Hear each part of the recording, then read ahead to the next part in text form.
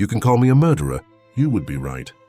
But if you had lived that night, if you had seen that man's eyes, you would have done the same. Welcome to Secret Stories, where we uncover the hidden truths behind history's most unforgettable moments.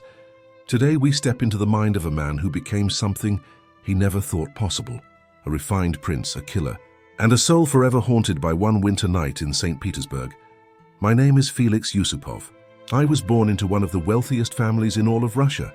Palaces, servants, art collections that rivaled the Tsar himself. I wrote poetry. I dressed in silks imported from Paris. I studied at Oxford. I married a niece of the Tsar. I was 29 years old and the world called me charming, refined, cultured, a true aristocrat. But on December 16th, 1916, I became a monster.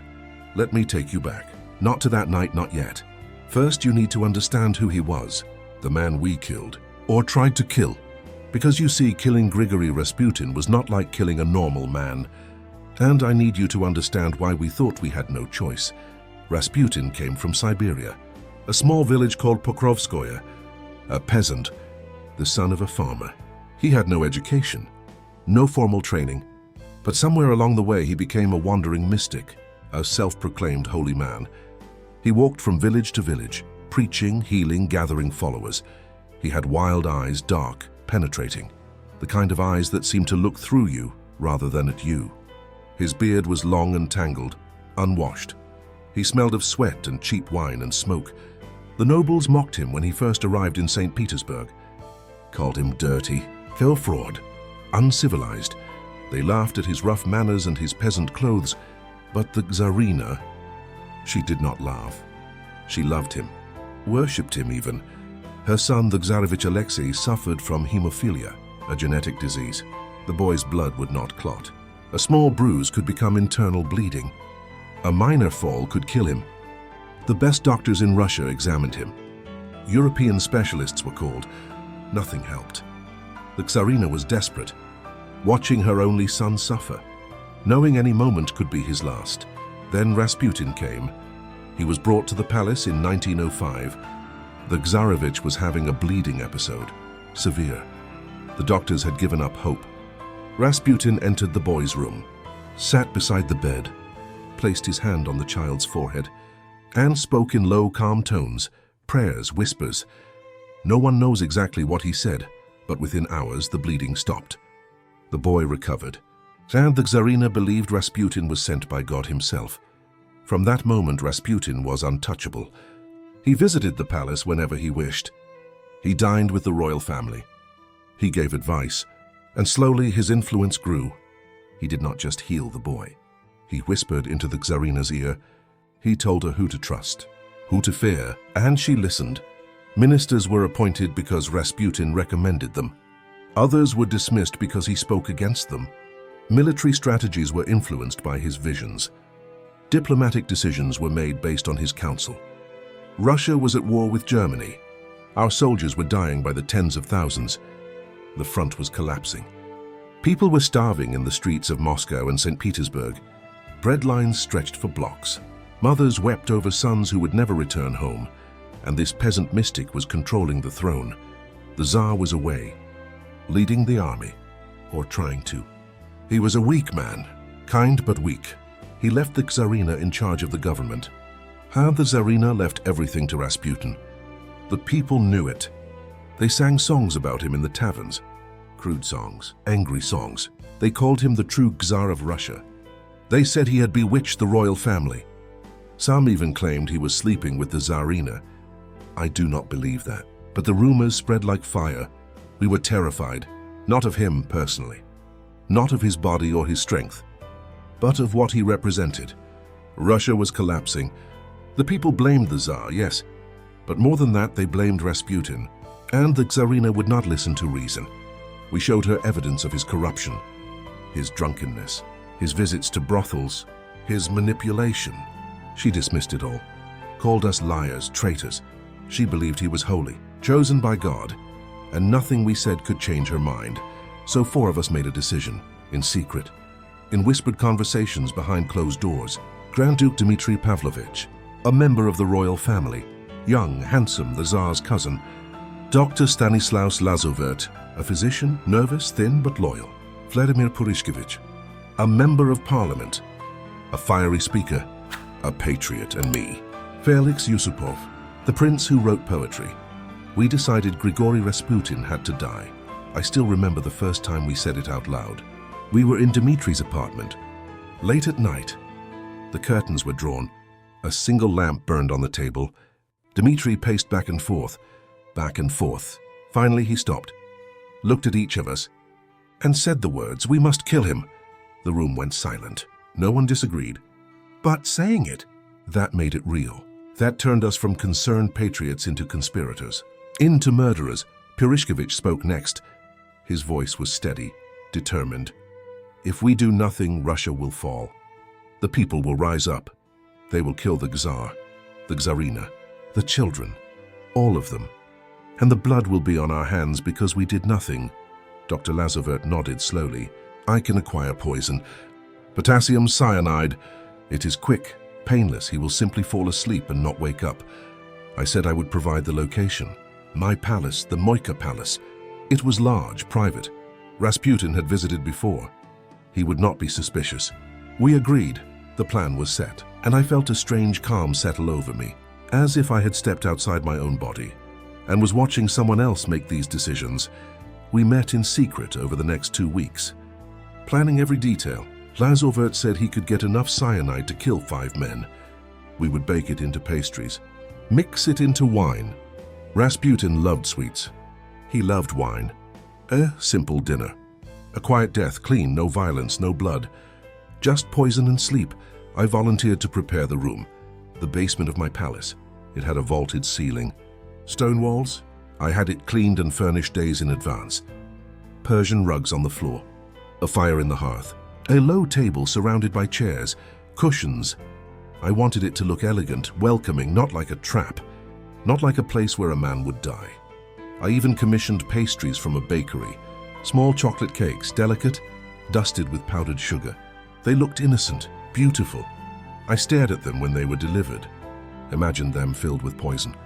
It felt unreal, like I was preparing for a play, not a murder.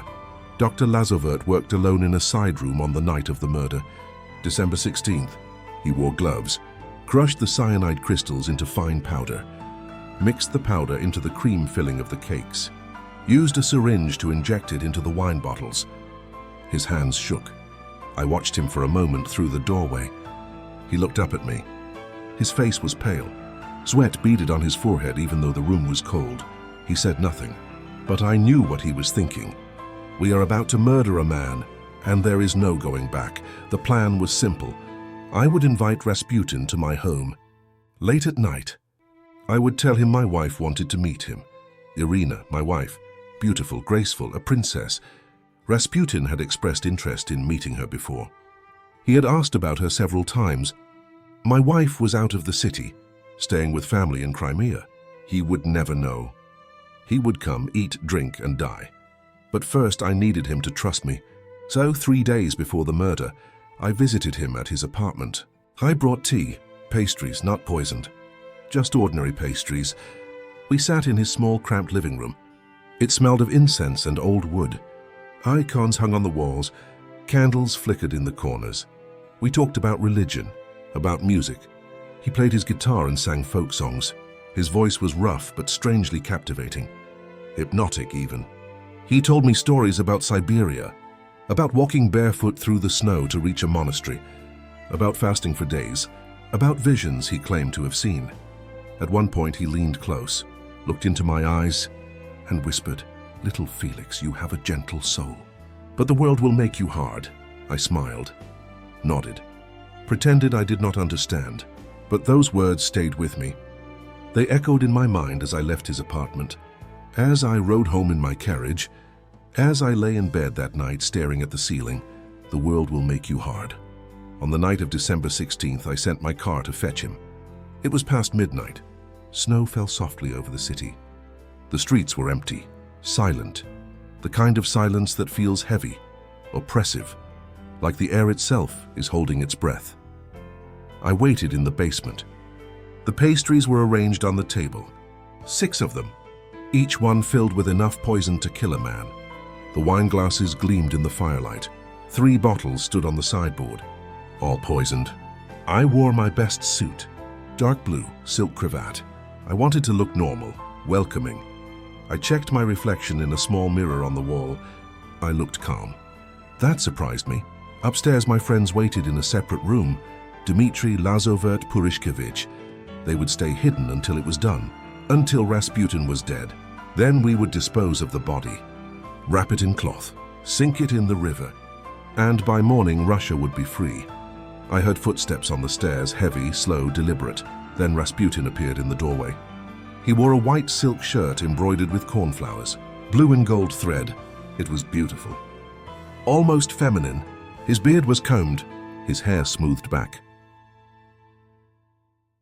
He looked cleaner than I had ever seen him, almost noble. He smiled when he saw me. That wide, disarming smile. "Felix, you have made this room beautiful, like a little palace under the palace. Where is your lovely wife?" I lied smoothly. The words came easily, too easily. "She is upstairs, entertaining guests, a small gathering. She will join us soon. But she wanted me to welcome you first, to make you comfortable." He nodded, looked around, ran his hand along the back of a chair, sat down heavily. "This is nice, warm, I like it here. It feels safe, safe." The word hit me like a punch, but I smiled, gestured to the table. "Please, have something to eat. I had these made especially for you. Chocolate, your favorite." He reached for a pastry, picked it up, examined it, sniffed it. For a moment I thought he knew. I thought he could smell the poison. My heart hammered in my chest. But then he bit into it, chewed slowly, swallowed. Delicious. Very good. I watched his face, waiting for something. Vague cough, a grimace, a hand to his throat. Anything, but nothing happened. He reached for another pastry, ate it, then another. I poured him a glass of wine. My hand was steady. I do not know how. He drank it in 3 long gulps, smacked his lips, poured himself another glass. Drank that too. We talked about his childhood in Siberia, about the winters there, how cold they were, how the snow would pile so high you could walk onto the roofs of houses, about the Tsarina, how devoted she was, how much she loved her son, about faith, about God, about suffering. He laughed, told jokes, crude jokes, the kind peasants tell in taverns. I laughed too, forced myself to, but inside I was screaming, because half an hour had passed, then 45 minutes, then an hour, and he was perfectly fine. The cyanide was supposed to work in minutes, 5 to 10 minutes at most. Dr. Lazovert had said so. Enough poison to kill 5 men. Rasputin had eaten 4 pastries, 2 full glasses of wine, and he was fine. Better than fine. He was energetic, talkative, laughing. I excused myself, told him I needed to check on my wife, see when she would be ready to come down. He waved me away, poured himself another glass of wine, started humming a tune. I climbed the stairs. My legs felt weak. I pushed open the door to the room where my friends were waiting. They turned to look at me. Dmitri's face was tight with tension. Purishkevich stood by the window. Lazovert sat in a chair, his head in his hands. Dmitri grabbed my arm. "What happened? Is he dead?" I shook my head. My voice came out hoarse. "He ate the pastries, drank the wine, nothing. He is downstairs singing." Lazovert looked up. His face was grey. "That is impossible. The dose I used, it should have stopped his heart instantly." Within minutes. I measured it 3 times. There is no way. Purishkevich slammed his fist on the table. Then the poison was bad. Or he is not human. Either way, we cannot stop now. We shoot him now, we finish this. Dmitri handed me a revolver. A Browning, small, easy to conceal. I took it. Felt the weight of it in my hand, cold, heavy, real. This was no longer about poison. No longer clean. This was going to be violent, bloody. And I was going to do it. I walked back downstairs. Each step felt like walking underwater.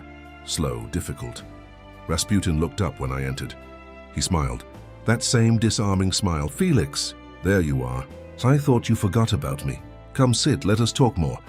I sat across from him. We talked. I do not remember what we said. My mind was a storm, screaming, he should be dead. Why is he not dead? What is he? Is he even human? but my voice stayed calm, steady. We talked about music, about guitars, about a song he wanted to teach me. Finally, I stood, walked to the cabinet against the wall, opened it. Inside was a small silver crucifix, an antique Italian, very old, very beautiful. I had placed it there earlier, a prop, an excuse to turn my back, to distract him. Grigori, look at this. It belonged to my grandmother. It is very old, very precious. The craftsmanship is extraordinary. He stood, walked over, leaned close to examine it. His breath smelled of wine and chocolate. I could see the embroidery on his shirt up close, the delicate stitching, and I thought absurdly that it was too beautiful a shirt to die in. I raised the revolver, pressed it against his chest, just below his heart, and I fired. The sound was deafening in that small stone room. It echoed off the walls, rang in my ears. Rasputin staggered backward. His mouth opened. His eyes went wide. He grabbed at his chest. Blood spread across the white silk, dark, wet. He fell, hit the floor hard. His body twitched once, twice, then went still. I stood there, the gun still in my hand, smoke curling from the barrel. The smell of gunpowder filled the room. I could not move, could not breathe. I just stared at him, at the blood pooling beneath him, at his open eyes staring at the ceiling. I did it. I killed him. I ran upstairs, burst through the door. Dmitri grabbed me. What happened? We heard a shot. I killed him. My voice sounded strange, distant, like it was coming from someone else. He is dead. It is done. Purishkevich poured vodka into glasses. His hands shook. We all drank. The vodka burned my throat, but I barely felt it. Dmitri clapped me on the shoulder. Lazarevert sat down heavily. We were shaking. All of us relieved, terrified, exhilarated, horrified. It was done. Russia was saved. We would be heroes, or we would be hanged. Either way, it was done. But something gnawed at me. A doubt, a fear. I needed to see him one more time. I needed to be sure. To confirm he was truly dead. I told the others I was going back down. Dmitri tried to stop me. Felix, leave it. He is dead. We need to prepare to move the body, but I did not listen. I walked back downstairs, slowly. The basement was silent now. The fire crackled softly in the hearth. I pushed open the door. Rasputin was lying where I had left him, on his back, his arms spread wide. Blood had pooled beneath him, soaking into the Persian rug. His eyes were still open, staring. I knelt beside him, looked at his face. It was slack, lifeless. I reached out, almost touched his shoulder. I do not know why. Maybe I needed to feel that he was real, that this was real, and his eyes moved just slightly. A flicker. I froze. My heart stopped. Then his eyes focused on me, and they opened wider. I cannot describe what I felt in that moment. It was not fear. It was something beyond fear, something primal, ancient. His hand shot up faster than I thought possible, grabbed my shoulder. His fingers dug into my coat like claws. His grip was iron. His face twisted into something I had never seen before. Rage, pain, hate, all of it at once. He tried to speak. A wet, choking sound came from his throat. Bubbles of blood formed on his lips. But his eyes were alive, burning. I screamed, tore myself away, stumbled backward, hit the wall. He was getting up, slowly, like a man dragging himself out of deep water, like something pulling itself up from the grave. He planted one hand on the floor, then the other, pushed himself up, swayed. Blood dripped from his chest, from his mouth. But he stood, he looked at me, and he smiled. Not a kind smile, not a human smile. Something else. He lunged. I ran, turned and ran. Up the stairs, through the hallway. My feet slipped on the polished floor. I could hear him behind me. Heavy footsteps, gasping breaths. A low growl that did not sound like it came from a human throat. I reached the side door, the one that led to the courtyard. Threw it open. Cold air hit my face. I ran into the snow. My feet sank. I fell, got up. My hands were numb. I looked back. Rasputin was in the doorway, silhouetted against the light from inside. Blood soaked his shirt. His face was pale, but he was walking toward me. One step, another, slow but steady. I heard a gunshot, sharp, clear, then another. Purishkevich had followed us outside. He stood in the doorway, raised his revolver, fired. The first shot hit Rasputin in the shoulder. He stumbled but did not fall. The second shot hit him in the back. He fell forward. Face down in the snow, we all stood there, frozen, breathing hard. Clouds of vapor rising from our mouths. Dmitri came out. Then Lazovert. All of us staring at the body in the snow. The dark stains spreading around it. Finally, Perishkovich walked over, slow, cautious, like approaching a wounded animal. He stopped a few feet away, kicked Rasputin's side with his boot. No response. He kicked again, harder, still nothing. He is dead. He has to be dead this time, but I did not believe it. None of us did. We had all seen him get up once. What if he did it again? What if he kept getting up no matter what we did? The thought was unbearable. Dmitri found a piece of firewood, thick, heavy, oak. He handed it to me. I do not know why he handed it to me and not someone else. But I took it.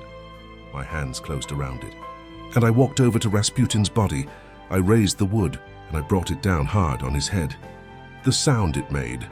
I will never forget that sound, dull, wet, horrible. I raised it again, brought it down, again. Again, I lost count. 5 times 10, 20, I was screaming. I did not realize it at first, but I was screaming with each blow. Rage poured out of me, terror, helplessness, everything. My friends tried to pull me back. Dmitri grabbed my arm. "Felix, stop! He is dead, he is dead!" But I kept hitting, until my arms burned, until I could not lift the wood anymore, until I collapsed into the snow beside the body, gasping, sobbing. My hands were covered in blood. My coat, my face. When I finally looked down at what I had done, I could not recognize him anymore. His face was ruined, destroyed, and I realized with cold, creeping horror what I had become, not a prince, not a patriot. The monster. We wrapped him in a carpet, a heavy Persian carpet from the basement. Blue and red patterns. We rolled his body into it, tied it with rope. The 4 of us carried it to the car. It was heavier than I expected. Dead weight. We drove through the empty streets. Snow continued to fall, soft, silent. The city slept. We went to the Neva River. The water was frozen near the edges, thick ice. But there was a section near the Petrovsky Bridge where the current was strong, where the ice had broken. Dark water moved slowly beneath. We could see it, black and cold. We dragged the carpet to the edge, lifted it. It took all 4 of us. My back screamed. My arms shook. I looked down one last time. Through the folds of the carpet I saw his hand, pale, still, the fingers slightly curled. There was blood under the nails, my blood, from when he grabbed me. We pushed the bundle into the water. It hit with a heavy splash, sank immediately. The current caught it, pulled it sideways, under the ice. We watched until we could not see it anymore. Until there was nothing but dark water and falling snow. No one spoke on the drive back. I sat in the back seat, staring at my hands. They were covered in blood, dried now, dark. I did not try to wipe it off. I just stared. Dmitri said something about burning our clothes. Perishkovich said we should leave the city for a few days, let things settle. I did not respond, could not. My mind was empty, numb. When I returned home, I went straight to my room, locked the door, did not turn on the lights, just sat on the floor in the darkness. And I cried, not because I regretted what we had done, not because I mourned Rasputin, but because I knew something inside me had broken, shattered, something that could never be put back together. The gentle prince who wrote poetry was gone, and I did not know what had taken his place. 3 days later, they found Rasputin's body. Fishermen saw it floating near the shore, downstream from where we had thrown it. The ice had shifted. The current had carried it. They pulled it out, notified the authorities. An autopsy was performed. And that is when we learned something that still haunts me. Something I think about every single day. There was water in his lungs. Do you understand what that means? When we threw him into the river, wrapped in that carpet, after I had beaten him beyond recognition, he was still alive, still breathing. The poison did not kill him. The bullet to the chest did not kill him. The 2 bullets in his back did not kill him. The beating did not kill him. He drowned, trapped under the ice, in freezing water, in complete darkness, the current pulling him down, and he was conscious. He knew what was happening. He tried to breathe and water filled his lungs instead of air. I imagine it sometimes, late at night when I cannot sleep, what those final moments must have been like. The cold, the pressure, the darkness. Did he try to claw his way back to the surface? Did he scream? Or did he simply let go? Did he think of his children? His village in Siberia? The Tsarina? Or did he think of me, of us? The men who killed him? I was called a hero by some. Patriots threw flowers at my feet. Strangers shook my hand on the street. They said I saved Russia. That I was brave, noble, a true aristocrat doing what was necessary. Others called me a murderer, a traitor. The Tsar was furious. He exiled me from St. Petersburg, ordered me to one of our family estates in the countryside, far from the capital, far from everything. But it did not matter, because within months the revolution came anyway. The Tsar was overthrown, the royal family was arrested, and eventually they were all executed, shot in a basement. The Tsar, the Tsarina, their children, all of them. Rasputin's death changed nothing. Russia fell anyway. My family lost everything. Our palaces, our wealth, our titles. I fled the country, lived in Paris in exile, a prince with no country, no purpose, just memories. I wrote a book about that night. People wanted to know, wanted the details. I gave them some, not all. I could not tell them everything. Could not describe the sound his skull made. Could not describe the look in his eyes when he grabbed me. Could not describe the feeling of becoming something I did not recognize. People ask me if I believe Rasputin had dark powers, if he was truly touched by something beyond this world. Supernatural, evil, holy something, I do not know.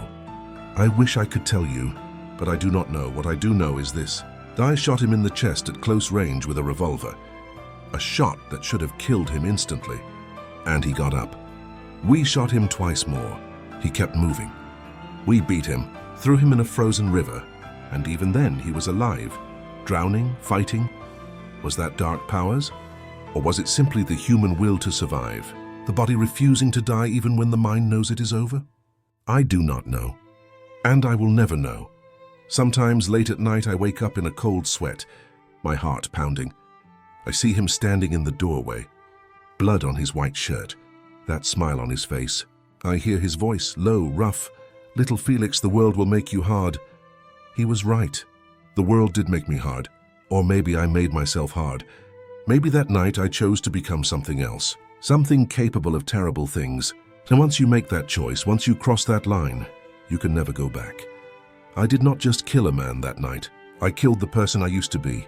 The poet, the dreamer, the gentle prince who believed in beauty and art and love. And in his place, something else was born. Something I do not recognize when I look in the mirror. Something I do not want to recognize. You can call me a murderer. You would be right. But if you had lived that night, if you had seen what I saw, if you had felt what I felt when his hand grabbed my shoulder and his eyes opened, you would understand. Some men are not meant to die easily. Some men cling to life with a strength that defies explanation. That defies nature itself. And some nights change you in ways you can never undo. My name is Felix Yusupov. I lived to be 80 years old. I died in Paris in 1967. Far from Russia, far from that basement, far from that river. But I never left that night. Not really. Part of me is still there. In the snow, in the darkness. Watching a man who will not die, becoming a monster, and knowing deep in my soul that I can never go back to who I was. I am Felix Yusupov, and I will never forget the night I became a monster.